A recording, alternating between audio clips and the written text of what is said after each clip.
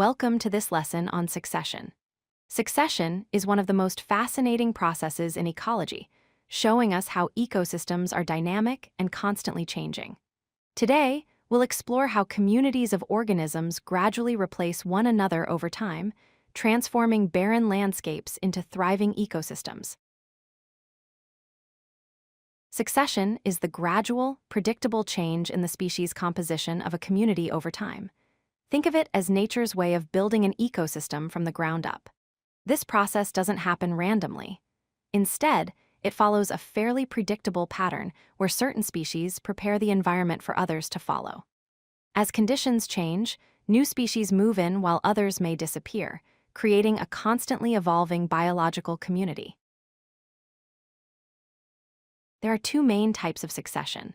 Primary succession occurs on lifeless surfaces where there is no soil, such as bare rock.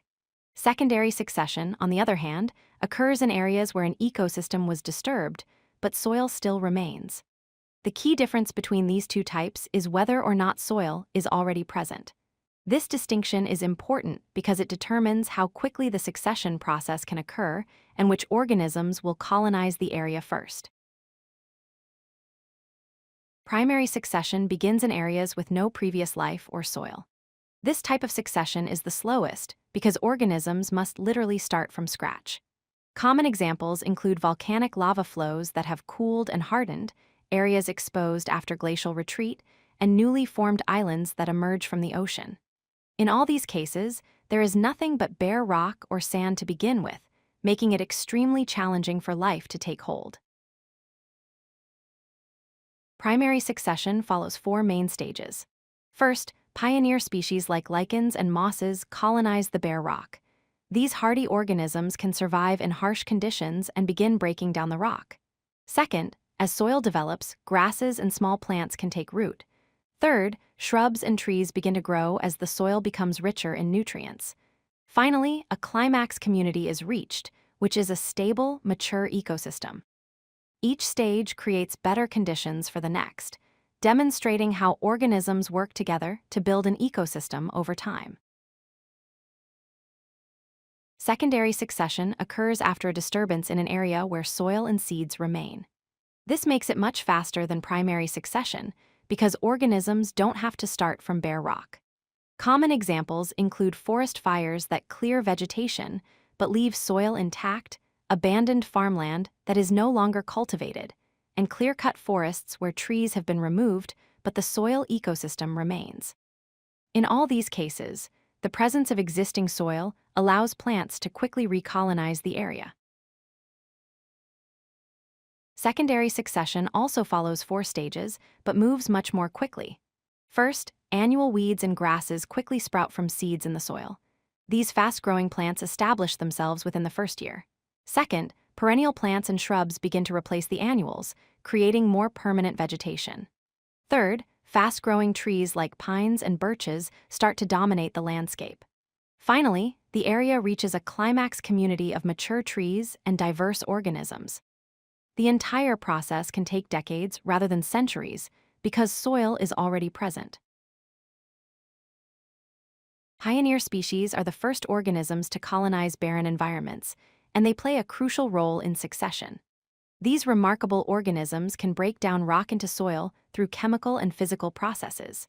They tolerate extremely harsh conditions that most other organisms cannot survive, including extreme temperatures, lack of nutrients, and minimal water. By establishing themselves, pioneer species create habitat and resources for other organisms to follow. The most common pioneer species are lichens, which are actually a symbiotic relationship between fungi and algae and mosses. The climax community is the final, stable stage of ecological succession. This represents a mature ecosystem that has reached equilibrium. Climax communities are characterized by high biodiversity with many different species living together. They have complex food webs with intricate relationships between producers, consumers, and decomposers. The species composition remains relatively stable over time, and the ecosystem is self-sustaining, maintaining itself without major changes. However, it's important to note that even climax communities can be disrupted by natural disasters or human activities, potentially restarting the succession process. Let's review the key concepts about succession. First, succession is a predictable process of community change that occurs in a fairly consistent pattern.